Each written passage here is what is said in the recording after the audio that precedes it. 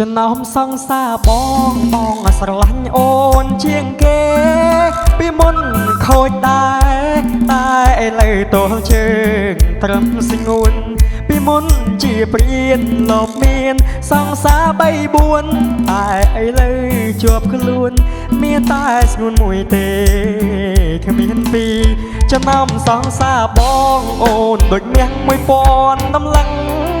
បើល្អម្លឹងបងបដិចនឹងដាច់ចិត្តចោលឈរវីទ្វាបាតងបងមិនត្រឹមនឹងហើ